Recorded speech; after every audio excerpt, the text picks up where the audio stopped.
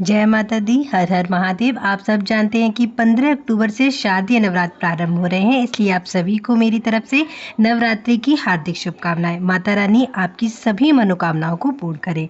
आज के वीडियो में हम जानेंगे कि आपको कलश स्थापना कैसे करनी है, कलश स्थापना का शुभ मुहूर्त क्या होगा, कलश के नीचे क्या रखना है, कलश के अंदर आपको क्या क्या डालना है, कलश पर कलावा कितनी बार लपेटना है, कलश के ऊपर कौन सा नारियल रखना है और 108 जौ कहाँ पर लगाने हैं। तो बिना देर किए हुए आगे बढ़ते हैं और जानते हैं कि आपको नवरात्र के पहले दिन कलश स्थापना कैसे करनी है। लेकिन उससे पहले जो लोग इस चैनल पर पहली बार आए हैं और मेरी आवाज़ को पहली बार सुन रहे हैं, वीडियो को लाइक जरूर करिएगा, चैनल को सब्सक्राइब करिएगा और कमेंट में जय माता दी जरूर लिखिएगा।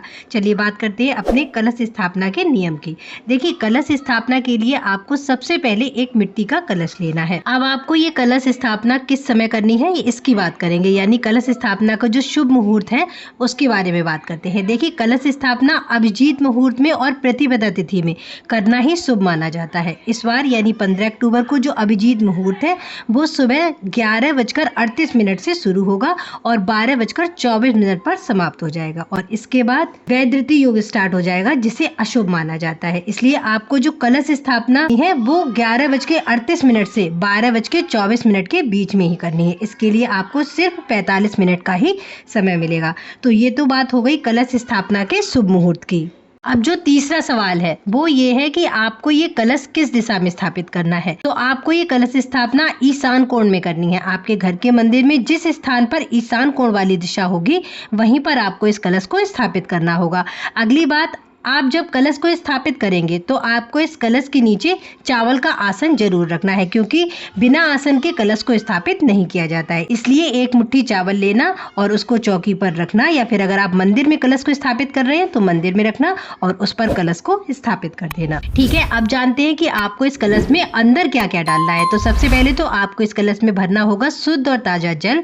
इसके बाद इस कलश में आपको कुछ गंगा जल की बूंदें डालनी है और इसमें एक सिक्का और एक हल्दी की गांठ डालनी है। इसके बाद आपको इस कलश के ऊपर एक नारियल भी रखना है। तो इसके लिए आपको लेना होगा जटा वाला नारियल। जिस नारियल के अंदर पानी होता है वही नारियल आपको लेना है। अब आपको कलश के मुख पर पहले 5, 7 या 11 आम के पत्तों वाला एक गुच्छा रखना है और इस गुच्छे के ऊपर ही आपको जटा वाला नारियल रख देना है और इस नारियल पर 7 बार कलावा भी लपेटना है। अब आपको लेना है गौ माता का थोड़ा सा गोबर और थोड़ी सी मिट्टी और फिर इन दोनों चीजों को मिक्स कर लेना है।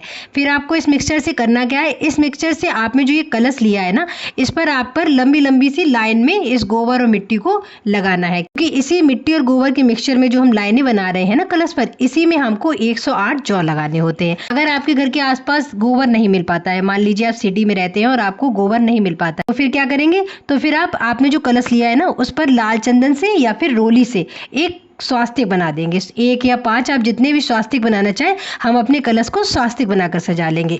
इसके बाद आपको लेना है कलावा और आपकी जितनी भी लंबाई है अपनी पूरी लंबाई को नापकर आपको उतना ही कलावा का टुकड़ा तोड़ लेना है और इस टुकड़े को कलश पर बांध देना है। नवरात्र पूर्ण होने के बाद जो आपने नारियल कलश पर रखा था उसको हटा लेंगे और उसको या तो अपने पूरे परिवार को प्रसाद के रूप में बांट देंगे या फिर इस नारियल को किसी ब्राह्मण को दान कर देंगे। जो भी आपके घर में होता हो आप वो कर लेना। और इस कलश का जो जल है उस जल को आपको अपने पूरे घर में छिड़क देना है, क्योंकि 9 दिनों के बाद ये जल बहुत ही पवित्र और शक्तिशाली हो जाता है। इस जल को अगर घर में छिड़का जाता है तो आपके घर में जो भी नेगेटिविटी होती है एक तो वो दूर हो जाती है, दूसरा आपके घर में कभी भी लड़ाई झगड़े और क्लेश नहीं होता है। साथ ही साल भर माता रानी आपके घर में धन संपदा की कमी भी नहीं होने देती है। तो इसलिए इस जल का छिड़काव अपने पूरे घर में जरूर करना चाहिए। आज की वीडियो में इतना ही। अगर आपको वीडियो में बताई गई जानकारी अच्छी लगी हो तो चैनल को सब्सक्राइब जरूर करिएगा, वीडियो को लाइक करिएगा और कमेंट में श्री शिवाय नमस्तुभ्यम और जय माता दी जरूर लिखिएगा। हर हर महादेव।